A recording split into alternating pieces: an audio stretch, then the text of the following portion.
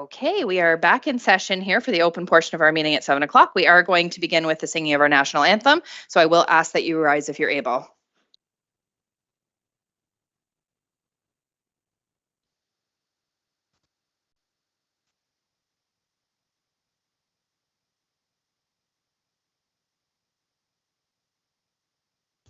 O Canada, our home and native land, true patriot love in all of us command.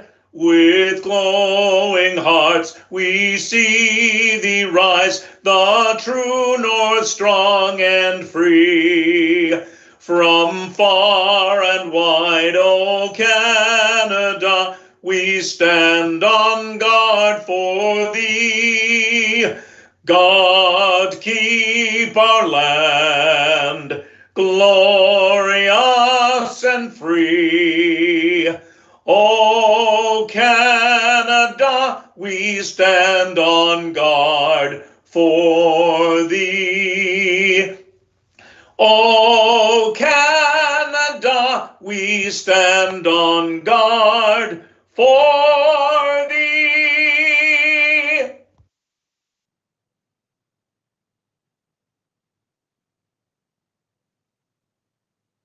We would like to acknowledge the treaty lands and territory of the Williams Treaty Nations and the Mississaugas of the Credit First Nation. We also recognize that Dufferin County is a traditional territory of the Wendat and the Haudenosaunee and is home to many Indigenous people today. Tonight's meeting is being aired on public television and or streamed live and may be taped for later public broadcast or webcast. Your name is part of the public record and will be included in the minutes of tonight's meeting.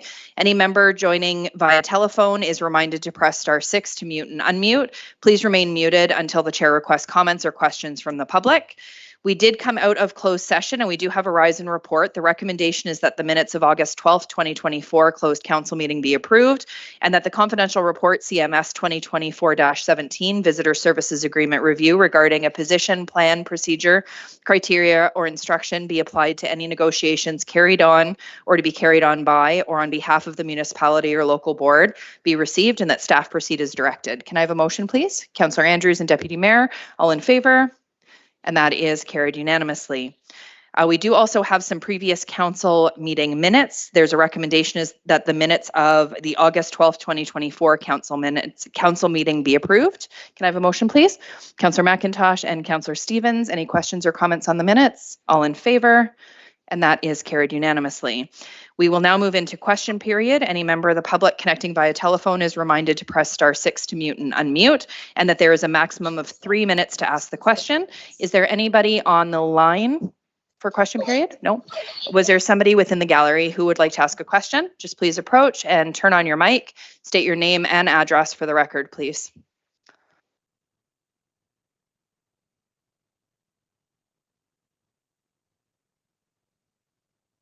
Don't mind, I like to stand up.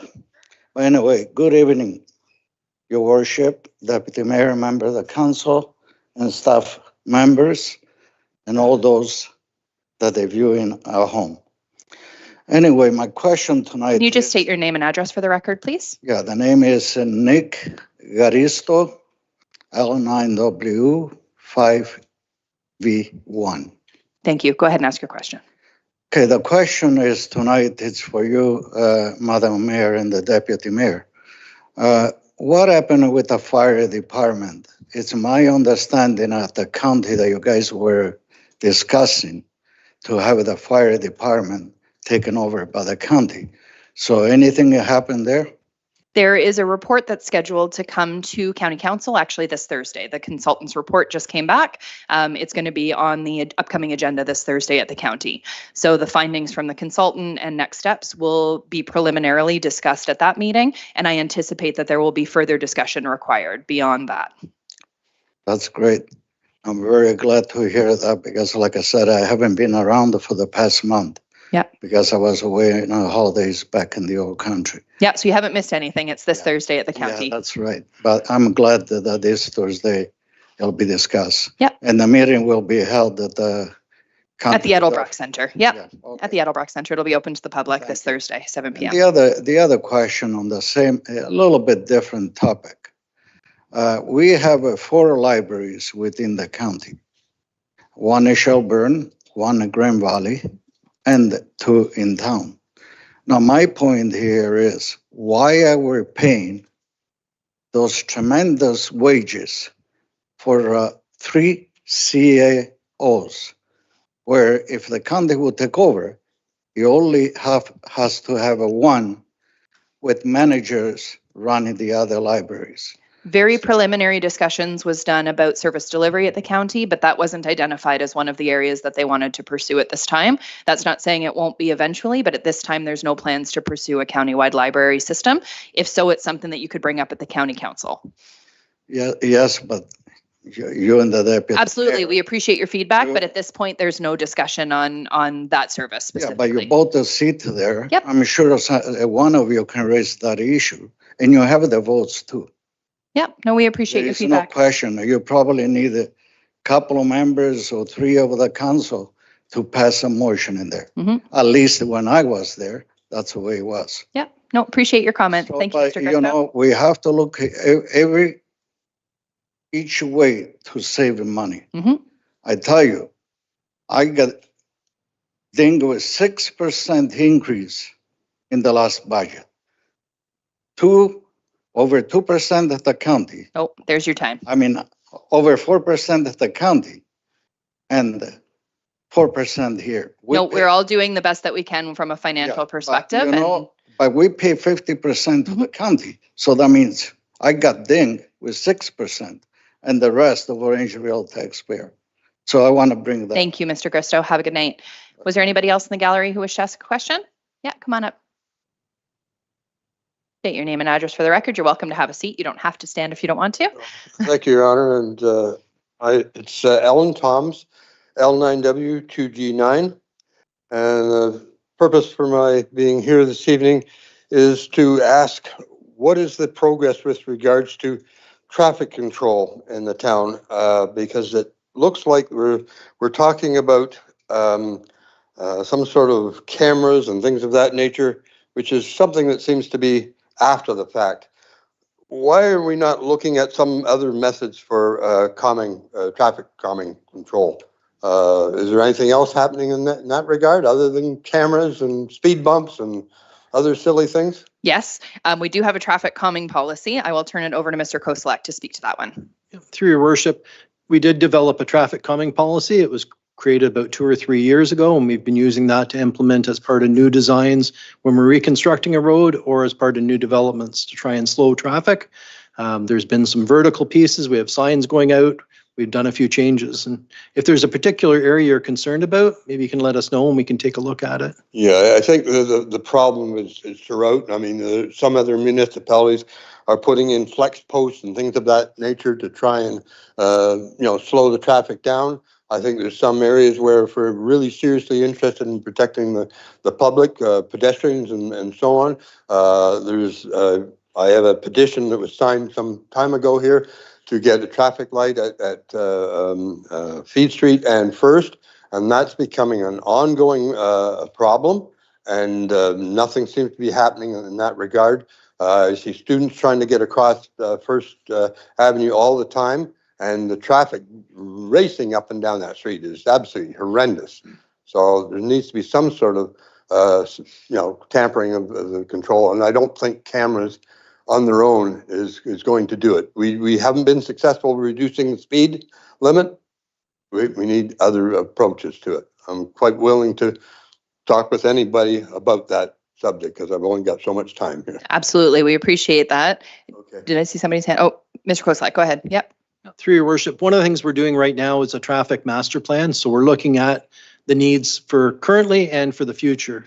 And the signals at First and Feed are one of the areas we're looking at as part of the study. So we're hoping to get the study done by the end of the year and start implementing it next year. So Are you looking at existing or planned or proposed developments in the town? Because I've run across one recently that's supposed to be being proposed in my area, which is showing a driveway that's going to run right out into an S-bend right opposite ODSS High School.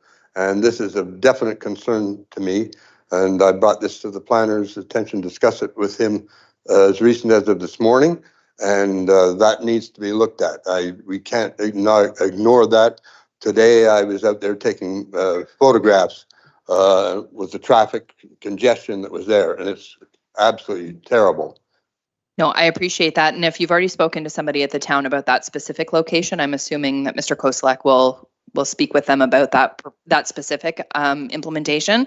I just wanted to be clear too, when we're starting to talk about things like ASE, the automated speed enforcement, that's just one tool we're hoping to potentially add to our toolbox. It's not the only thing that we want to do, but we recognize that there are some areas in the community that the lowering of speeds hasn't stopped some of the driver traffic habits. And we're hoping that with the implementation of ASE, that might be one of the additional tools that will help. And there are a few good neighborhoods that are good examples of that, like Elizabeth Street, Spencer, we hear a lot of, Alder Street. We know that there's persistent speeding that's continuing to happen despite other traffic calming implementations that have been done in the area. So we're hoping to utilize this in conjunction with added enforcement to change driver behaviors. We know that this isn't the only thing we need to do, and that's why the traffic calming policy and different implementations of other traffic calming components are important as part of the strategy. I appreciate that because I've recently spoken to the police. I've been there last month and indicated that we've ended up with problems with people that have moved into the town, have brought their bad driving habits with them, rolling stops and whatnot, and people not even stopping, period, has becoming a disaster and quite an epidemic. So I appreciate anything that people can do to try and resolve this before somebody gets seriously hurt. Deputy Mayor, yeah. Yes, thank you, Your Worship. Couple things. I see that the way you're describing that one in particular driveway, Mr. Toms, is that you have gone directly to staff. I don't know anything about it. I haven't heard anything about this at all. Yeah. So if you could send something to us as well, or share when you're going, and we don't live far from each other, I'd be happy to come see what you're talking about. But this council is very invested in making sure that we're on top of these issues. And when somebody brings something up that hasn't bubbled up, it's a surprise to me. So anyway, if you could, that'd be great. And then my secondary comment to you is where have you been? What is happening here? Because you were an advocate for the town for a long period of time, and then you dropped right off. I hope everything's okay, and it's nice to see you here. I enjoy being here, and I appreciate you listening to my comments. Just due to health issues and so on, has created some absence for me. So it's great to see you, sir. I apologize about that, but I'd like to get back. Please start advocating again. It's good to see you back, Mr. Toms. I agree. Nice Thank you. Thank you very much. Was there anybody else within the gallery who had a question? Mr. Ugolini, go ahead. Name and address for the record and go ahead and ask your question. Ugolini Rick, Cedar Drive. Good evening, Mayor, Deputy Mayor, council members and staff. I have a question. All these projects that are happening in town at the moment and have happened in the past few weeks, is there anybody from town staff going around to check to see if they meet code? Mr. Koselleck. Yeah, through your worship, for the road projects, we have our operations staff go out and check them. And we have either an internal staff person or a consultant overseeing a lot of the work. Okay. Thank you. Thank you for your question. Anybody else with questions in the gallery? Yeah, come on up. And if you can do name and address for the record and go ahead and ask your question. Richard Barry, 17 Sunset Drive. And I'd like to talk about the town's active transportation strategy, or lack thereof. I haven't seen any development on active transportation this year. In fact, it seems like we're going in reverse because the Avalon construction has closed the trailway, and there doesn't seem to be any consideration for trail users to get around it. It's just an arrow pointing to another dead end. And the rest of the rail trail I see has had no progress at all. And I just wondered what the status of that is. Ms. Savage, do you want to take that one? And maybe Mr. Koselleck about the Avalon part? Through you, Mayor Post. We are working closely with our Conservation Authority, CVC, and we're waiting to hear back. They're studying 3 areas that the trail is running from the north to the south over to Town Line. Right. We're being held up a little bit. We're expecting to hear from them to make sure that we can continue to pave down to Town Line. Okay, and as far as the Avalon, when that driveway goes in, who's going to get priority? Is it going to be the trail users, or is it going to be Avalon staff and visitors? Through your worship, I think according to the Highway Traffic Act, it would be the through traffic that would get priority, but it's something we can look at with signage. Probably we'll have the stop sign before you get to the intersection, so you'd have to stop before the trail, but it's something that'll be looked at as part of it. And also, I mentioned earlier that we're doing a new transportation master plan. That'll also be looking at active transportation opportunities and transit opportunities. Yeah, because right now it seems that active transportation is getting completely forgotten about. There doesn't seem to be any safe way to get through town. If you're on a bike, you put your life in your hands. And again, we have a decent trail network, but nothing links together. And there doesn't seem to be any overarching plan to link it all together safely. Do you want to talk, Heather, about the trail master plan a little bit, Ms. Savage? Yes, through you, Mayor Post. So I hear your concerns, and what I'd like to do is go back to the manager of parks and facilities and revisit where we are with our trails master plan. I do know that there's a lot of construction projects. It's the season where we are going to correct everything. It is interfering with our active transportation network, but we will revisit it and check where we are at the plan. Yeah, because concerning what some of my neighbors said about traffic, I mean, traffic calming, let's say along Spencer, narrow the roads, put in bike lanes on both sides. Right? No one ever talks about that. It's no, we can't slow the traffic down. But the solutions are there. Just we have to rethink. And if people won't get out of their cars if there's no safe network. Mr. Koslak, could you talk maybe a little bit about the work that goes in with redevelopments of roads and how we look at bike lanes? Because I know we've talked about that a little bit. Sorry, that's the 3-minute warning, but we'll let you answer. Thank you. Yeah, through your worship, it's one of the things trying to look at. We did the transportation plan, trying to look at where we can put bike lanes in. So some of the areas, we'll know more, I guess, when the study is completed, but it's one of the things we're trying to look at. And also the connections. We're doing right now, some pedestrian crossovers and connections. So at Blind Line, right now, we have the trail coming across and it ends just when you hit Blind Line. We're looking at putting signals and a pedestrian crossing there and a few other areas. So that way the trail will connect and be able to go right through. So because if you look at what Caledon Trailway Association, it's Caledon, are doing with the Caledon Trailway, they're putting in at the busier intersections, they're putting in actual crossings with lights that prioritize trail traffic. Like as soon as you hit the button, it's changing right away. Right. Well, it'd be nice to see something like that in town, but it seems like we are loath to stop traffic in this town. No, we appreciate your comments. And Mr. Koslak, if you want a final answer, and then I do have to keep us to time. Yeah. Thanks. No, through your worship. And that's one of the things when I talked about Blind Line, you'd see something like that going in with signals. We put one on Centennial, you push the button, it changes very rapidly. Yeah. So it does provide a connection that way. Just one last quick thing, and then I'll go.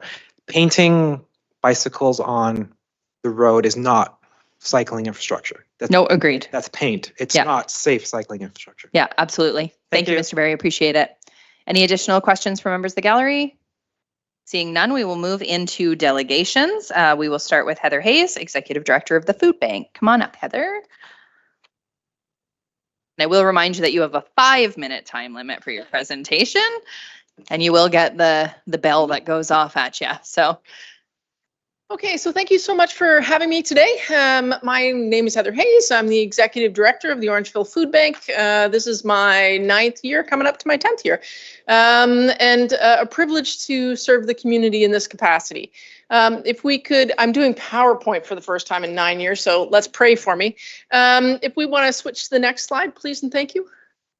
Whoever's in charge. Oh, there we are. Oh, look at that. I wanted to show you our numbers. They're pretty staggering. If you look at the percentages from 23 to 24, 37% increase in the amount of working individuals accessing the food bank because wages do not keep up with the cost of living, and mortgages and rents are gutting people's budgets right now. Interestingly enough, there's also a 37% increase in those who have mortgages accessing the food bank. That is a number we hadn't been tracking very well, so I think that's pretty stunning. And you'll also notice that the food going out to the community is a lot less than the food coming into the community by good 30,000 pounds. So this will be the first year that I actually have to buy food, non-perishables, to keep the shelves stocked. My non-perishable budget has jumped 700%. My perishable budget has jumped by 94%, just to be able to keep milk, eggs, and produce in at the food bank. So those are big stats, ugly stats.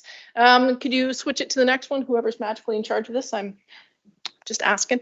So I apologize that the number for July, which says 1462. Oh, actually, no, that is July. My apologies. There was one that should be 1422, and that's August. It's not in there.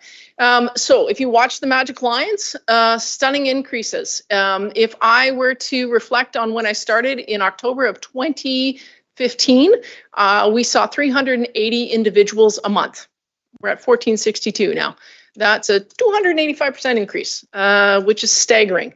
1 million Ontarians right now are food insecure. If we could flip to the next one, please.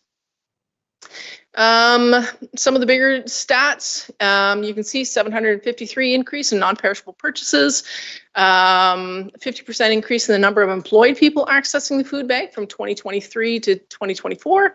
And if you were to count all of the food that we distribute out the front door, all of the food that we distribute out the back door to our community partners, Community Living Dufferin, Family Transition Place, the Lighthouse, plus all of our outreach programs, which you kindly hosted last year with the vending machine, we impacted 32,000 tummies this year. That's a fair amount of food going out. So if we could magically change to the next slide. Okay, community support programs, the vending machine, you guys full well know that. We've done a great job with that and certainly engaged the community many times. Community food share, we do support 15 agencies in the community.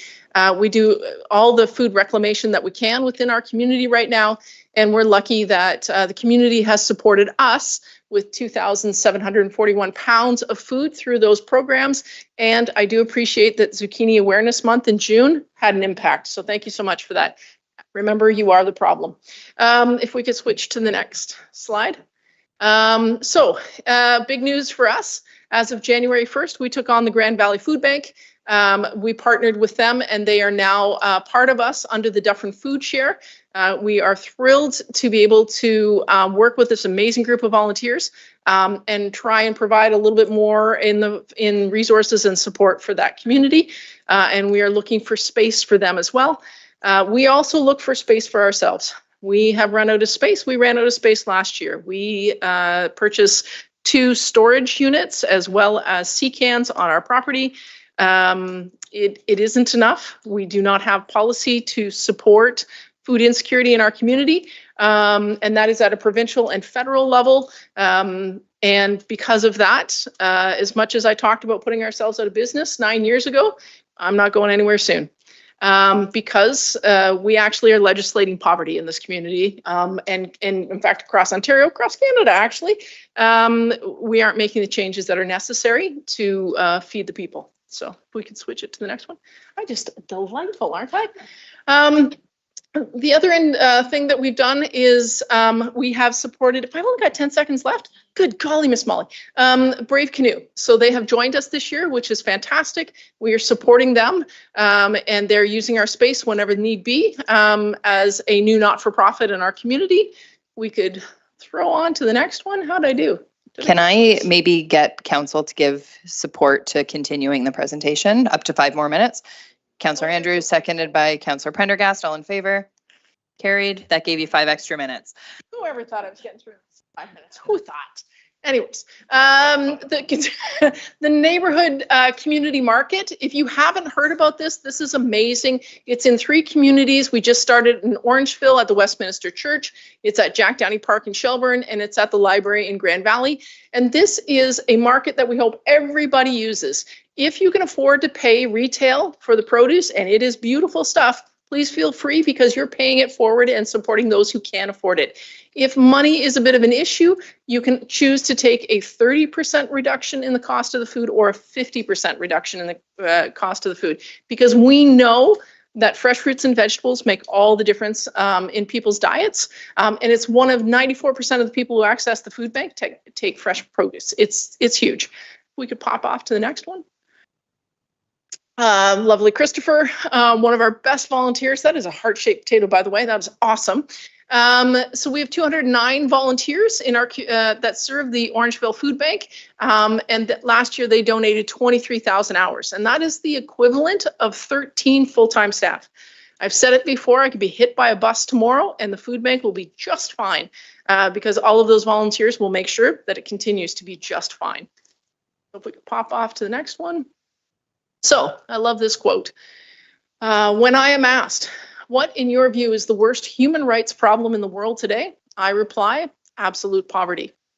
This is not an answer most journalists expect. It is neither sexy nor legalistic, but it is true. And that is the 7th President of Ireland, Mary Robinson.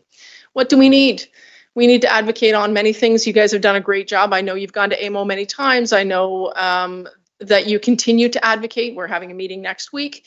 And so what we need to do is we need to work on increasing OW rates. Nobody in this world can live on $733 a month. And if I hear one more time that they just need to get a job, I'm going to throat punch somebody, which is not a great answer. It gets me into trouble all the time, because I think I'm over it. If you don't have a house and you don't have food, how do we expect you to get a house or get a job? It's not practical. We also need to look at housing. You guys are doing that. We need to look at a wide range of housing. It's not just homelessness. It's a house for my kids. It is affordable housing for seniors. It's all of the things, which is why it says housing, housing, housing. And implement automatic tax filing. That would solve a lot of people's problems. Seniors would be able to access the GIS automatically. The dental benefit also is dependent on filing. So that would be a huge piece if we could implement something like that. On to the next one, please, and thank you. Look at that, I'm almost done. So thank you. Okay, I look at each and every one of you because you all agreed several years ago to support us on an annual basis, and I very much appreciate that. Without that funding, we would be in real trouble. It is an important part of what we do. My budget this year is close to $1.4 million. That's an astounding amount of money, which I never thought in all the time working at the food bank that I would have to raise. Okay, we're getting close to taking pictures of my toes and putting them online, which is not attractive. But without policy change from all levels of government, we're not putting ourselves out of business. Food should be a right and not a privilege. And right now in Ontario, it is a privilege for 1 million Ontarians. They're never going to have that kind of food. And that's pretty gutting. So at the bottom of the email that went out, when I sent this out, it had a banner that was Hunger Action Month. And it had a question on the bottom. What is your biggest challenge? My biggest challenge is walking in the front door of the food bank and seeing all of the people who look like my kids, my parents, my neighbors, and hardest of all, my dearest and darling Daisy, my granddaughter. Kiddos are the hardest on me. My other challenge is laying awake at night trying to figure out how I'm going to figure out how to get enough storage, enough food, and enough money to make sure that I can cover that, because I will never look at a mother and say, I don't have milk for you. That's not okay. And the biggest challenge I have is not using salty language in delegations with provincial staffers when they tell me that there are programs for that. Because if there were programs for that, we would not be here and we would not continue to be talking about that. So that is a load of stuff. So thank you so much for listening to my presentation. If anybody has any questions, I'm open. Oh, look at that. Okay. Heather, all I can say is thank you for all that you do and those that are part of the food bank. Taking a look at your presentation, there are a lot of scary numbers there, and that's an understatement. I know that you have 7 advocates here who are here to do what we can as best we can. There's other levels of government that you referenced that should be also providing some support. This Thursday, our first meeting of the town's new Affordable Housing Task Force kicks off. And not to say that we're going to be able to solve problems immediately, but what we are going to do is take a look at how we can at least find solutions to some of these problems. The other point that really concerns me is, I think as much as you have provided scary numbers, they don't necessarily provide the reality of some of those that have not stepped forward. 20% of the people that we know in the community don't access the food bank because they are ashamed to walk through our front door. That's right. And we're talking those that have mortgages, those that have paid and are seniors in our community, those that have young families, new members of our community. They have enormous pride, but you do what you do, we do what we can do, and we're there to help in any way, shape, and form that we can. But again, thank you. Appreciate that. Councillor Prendergast? Thank you, Ms. Hayes, for coming and sharing those statistics with us today. And yes, they are alarming. I was wondering if you have knowledge of the amount of food bank clients that are on OW or ODSP, or the percentage roughly. So actually, I don't have that with me. Okay. But if memory serves me right, 29% of the people accessing the food bank right now are on OW. 246 singles accessed the food bank last month. So that would say to me that most of them are struggling there. Yep. Okay, thank you. No problem. Deputy Mayor? Thank you very much, Heather. Good to see you. I do not volunteer at the food bank, but a member of my family does, and she absolutely loves it. It's so fulfilling. And I just wanted to put a shameless plug out there. I have done nothing, absolutely nothing, but my worker at the food bank brings home that Neighbors Community Market bucket. I would encourage everyone to try it. And if you've never heard of it, please bring home the produce. And again, the way you've described it is, if you can, you pay full price and it offsets for other people. But it's excellent. It's so good. The produce is top notch. And I just wanted to give that little call out. You kind of glazed over it a little quick, and I know you didn't have a lot of time, but it's wonderful. So yeah, it's great. So just wanted to give that shameless plug if I could. Thank you. Thank you. Is there any additional questions from members of council? No? Thank you so much for being here, Ms. Hayes. We appreciate it, and we will see you soon. Okay. So, I will see you there. I will see you there. Thank you. Okay, we will now move into the consent agenda portion. The following items were compiled under the consent agenda to facilitate a single vote for council consideration. Council may remove any item from the consent agenda. Was there anybody on council who wanted to remove any items? Councillor McIntosh, Deputy Mayor, and then Councillor Andrews. Thank you, Worship. 13.1.3 false alarm calls. Yep, okay. And Deputy Mayor? Excuse me, Your Worship, I'd like to do point 4, which is the monetary penalty system. Thank you. And Councillor Andrews? Just go in sequence point 5. Okay. Thank you. Councillor Sherwood? 13.1.1, please. Okay. Anything else? Are we good? Okay. So the recommendation is that all consent agenda items for the current council meeting listed under 13.1 staff reports, 13.2 correspondence, and 13.3 committee board minutes be received or approved as presented, with the exception of the items removed for individual consideration, which includes 13.1.1, 13.1.3, 13.1.4, and 13.1.5. Can I have a motion, please? Councillor Andrews and Councillor Prendergast, all in favor? And that is carried unanimously. We will start with, okay, so 13.1.1, we're just going to go in order. Councillor Sherwood, you pulled it. Do you want to go first? Yes, Your Worship. Thank you. Just for openness and transparency, could I get an actual cost once we approve this extra expense, what the actual Alder Pool replacement, pool liner replacement costs were? Ms. Savage? Through you, Mayor Post, to Councillor Sherwood. Yes, thank you, Councillor Sherwood. The total cost as of today is $10,304,143 for the Alder Pool project. Follow up, Your Worship? Yeah, go ahead, Councillor.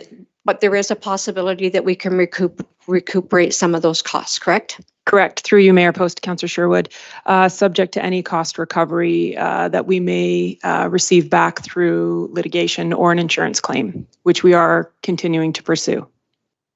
Thank you. Any additional questions on that item from anybody? Okay, so the motion there is that report CMS 2024-14 Alder Pool completion status be received, and that $960,291 from the General Capital Reserve Fund be transferred to fund the remainder of the Alder Pool liner replacement project. Can I have a motion, please? Councillor Sherwood and Councillor McIntosh, all in favor? And that one is carried. 13.1.3 false alarm calls. Councillor McIntosh. Thank you, Worship. I just have a comment and a question. I'm glad to see it's a good report. I like everything that's in there. I'm certainly glad to see it only applies to police, not fire department call-outs, because I've stated before the fire department has a way of handling false alarms. They can actually litigate to get people to comply. So I'm glad to see that the fire department is being left out. My question is, I've read the report. Is there any wish to put a definition of a false alarm? A lot of people don't think of that, but I know I've dealt with that for many years. What is a false alarm? Has there been any thought as to putting that in the report itself? Ms. Martel, do you want to take that one? Certainly. If council wishes to move forward with this project, there'll be a bylaw created, and the bylaw will have a definition section in which there will be a definitive definition of what a false alarm entails. Thank you. Any additional questions on this item?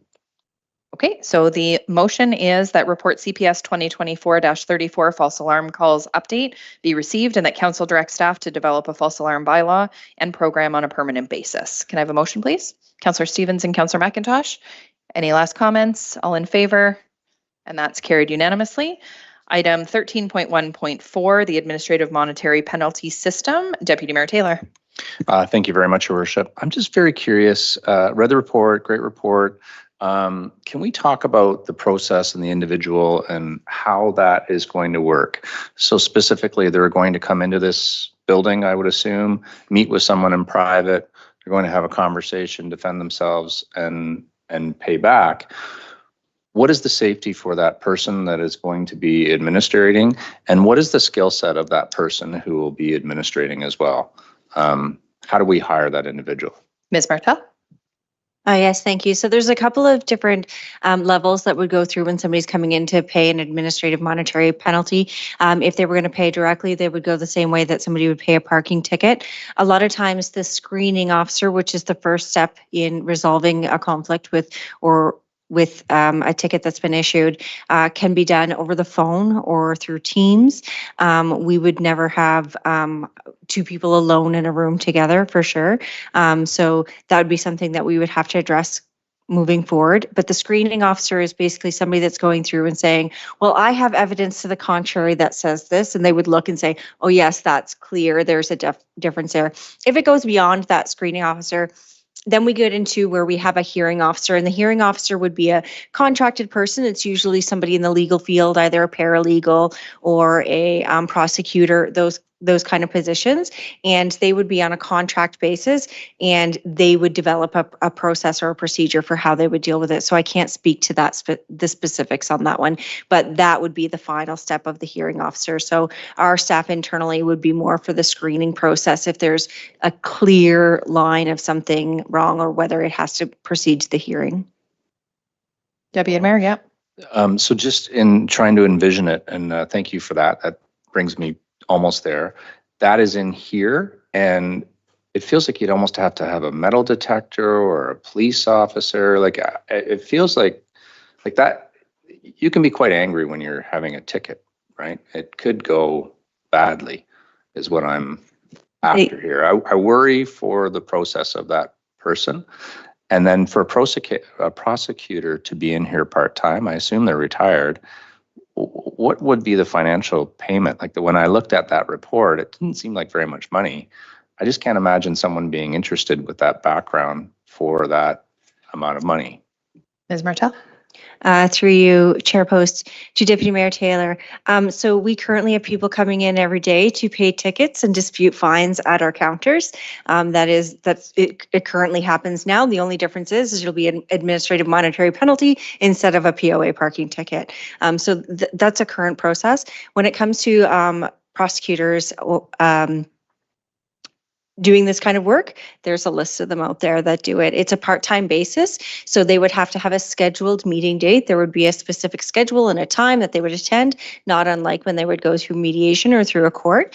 And so that prosecutor would have, depending on the influx or the amount that we need, which we don't have those numbers right now, we're unsure of what to expect, but it would be an afternoon twice a month, or it would be those kinds of things, and the schedules would be made up in that way. So there is a list of them, some familiar names that we might hear around here, and that are on that list of people willing to do this, as some are currently still employed and they just do this on the side, kind of like how councillors, some of you are still employed and do something else. Yeah.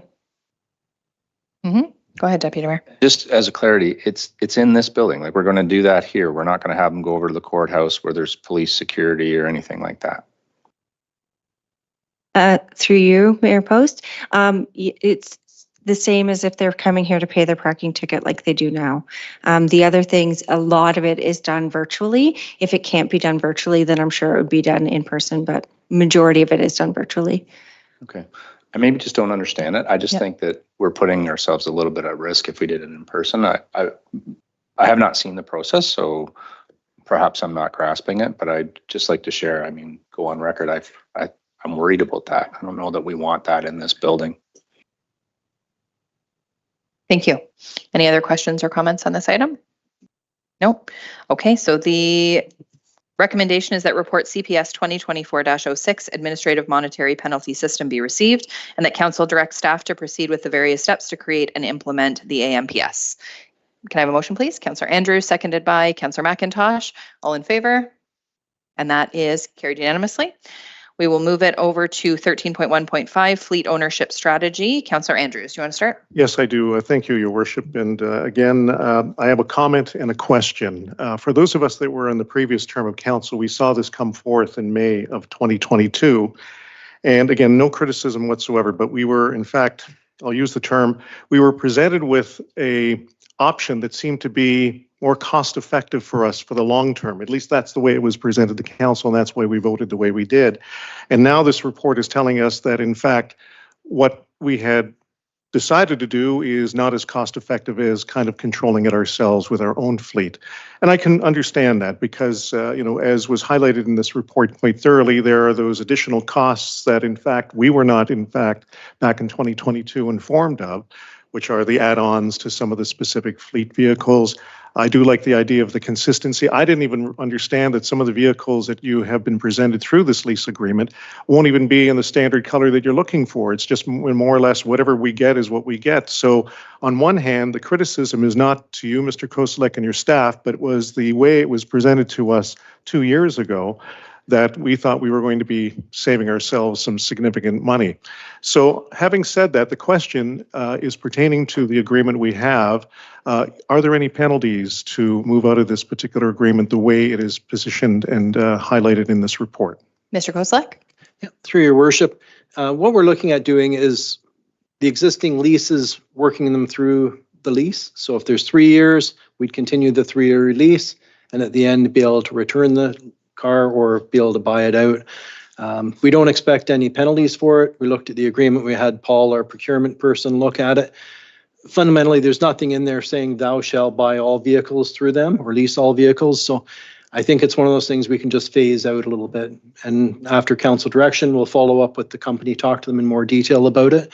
And I think if you need a new vehicle every 3-4 years, it's probably financially viable. But for us, we had a building inspection vehicle and it was 8 years old and I think had about 60,000 kilometers. It just being in town, the vehicles don't get the mileage. We're doing a fleet management study and we're going to have a new policy for it. What we'd like to be able to do is say, okay, this truck will be a frontline vehicle for 3 or 4 years, then be able to move it down to a secondary vehicle. And at the end, have some maybe 8-year-old vehicles that can sit in the back if something breaks down, or we have summer students that are doing work or different things. So we can keep the vehicles a lot longer than we would with a lease. We don't need a new vehicle every 3 or 4 years. We can get by with one that's a little older and save a little bit of money. If I may. And again, I appreciate the candidness and the clarity on that, Mr. Koselleck, because I think what we may have been allured to is the idea of having, new fleet replacement every 3 or 4 years. We're not a municipality because of our geographical footprint that, we're going to go through that necessary wear and tear. So it makes, I think, prudent financial sense for us to head down this path with a revision. So again, thank you for this report. Councillor Prendergast. Thank you, Mayor Post, through you. I'm looking at a report from 2021, which identifies an area for reduction for greenhouse gas emissions within our fleet. So if the town assumes responsibility for the fleet, would that be an opportunity for us to implement perhaps more electric vehicles? Mr. Koselleck? Yeah, through your worship, yes, it would be. And also through the lease, we have looked at electric vehicles. When we did get the building inspection and bylaw vehicles, we looked at electric and they just weren't available on the market at the time. We do have one, it's a Hyundai electric vehicle. So at the time there were very many around, but it's something we'll look at in the future as more and more available the vehicles and the charging stations. That'll be a good option. Deputy Mayor. Thank you, Your Worship. Mr. Koselleck, just to you and Ryan, I mean, I sent out a note to you both after I read the report on Friday. The math that is done in this has answered every single question I had. It was the most simplistic report for a complicated solution that you were trying to put forth that I've ever seen. And just wanted to thank you very much for explaining it in such a simplistic way. It was just an excellent report. And so no questions, just the compliments to you and your team. Any additional questions on this item? Okay, so the recommendation is that report INS 2024-37 Fleet Ownership Strategy be received and that council direct staff to transition the town of Orangeville from the Enterprise Fleet Management Canada Inc. lease program to an in-house fleet management program, and that council approve the proposed fleet ownership strategy. Can I have a motion, please? Councillor McIntosh and Councillor Stevens. Last questions, all in favor? And that is carried unanimously. That takes us to the end of consent agenda, and we will move into notices of motion prior to meeting, of which we have none. Was there any notices of motion at tonight's meeting? Seeing none, I just wanted to give notice that I will be bringing forward a motion at the next council meeting, which is in regards to a motion that was passed at the Ontario Big City Mayors. It's regarding homelessness and the crisis that's occurring in municipalities of all sizes. Specifically, their motion focuses on the larger cities, but it's really calling on the province and the federal government to do more to assist municipalities with the crisis surrounding homelessness and all of the social issues that exist around homelessness as well. I will be bringing forward that. I'm waiting for Mayor, her name's just jumped from me, Marianne Mead Ward from Burlington to send me the motion that they had put forward, and I will be bringing it at the next council meeting. So I hope for your support with that. Was there any other notices of motion? Seeing none. Any announcements? Councillor Andrews? You look at me like I'm the one that always has the announcements. 2. That's very kind. Thank you. Yes, I do have. One of which that proud to have been a part of the dignitary group that was attending the Community Living Dufferin 70th anniversary on Saturday. It was touching. It had enormous impact for those of you that are not familiar with the organization. Incredible role in supporting many in our community, but again, congratulations to those that are part of the organization. And as you so kindly said, Mayor Post, here's to the next 70 years, as well as part of your announcement there. The other, and I was just looking to confirm the date because I see our manager from Economic Development. I just wanted to do a shameless plug for the job fair that is coming up on October the 1st at the Best Western between the hours of 3 till 7. Thank you. For those that may be looking for employment, those that might be looking for transitional opportunities, this is a great time to meet some of the fabulous employers that we have in our town, and I'll probably do this at our next council meeting, just as a reminder. Excellent. Councillor Prendergast. Thank you, Mayor Post, through you. I have two pieces of news from Sustainable Orangeville. Next weekend, through the Urban Harvest Program, there will be an opportunity to go apple picking. If you would like any further details and you happen to be watching this on YouTube, you can email me at tprendergast@orangeville.ca and I'll fill you in. And a little save the date for our annual fall tree planting. It will take place on October 19th, and information is on the CVC website, but there'll be a lot of social media posts soon. Thank you. Thank you, Councillor Prendergast. Councillor McIntosh. Thank you, Worship. Tomorrow evening at 5 o'clock, there's an open house for Orangeville Hydro. If anyone's interested, there's food, bucket truck rides, etc. So that'll be tomorrow night at 5 o'clock till 8 o'clock. Thank you, Councillor McIntosh. Any other announcements? Seeing none. Okay, we will move into bylaws. The recommendation is that all bylaws for the current council meeting listed under item 17 be read 3 times and finally passed. A bylaw to confirm the proceedings of the Council of the Corporation of the Town of Orangeville at its closed and regular council meeting held today, September 9th, 2024. Can I have a motion, please? Councillor Stevens and Councillor Andrews, all in favor? And that is carried unanimously. And a motion to adjourn, Councillor McIntosh and Councillor Prendergast, all in favor? And that is carried. Thank you very much for joining us. Have a lovely evening.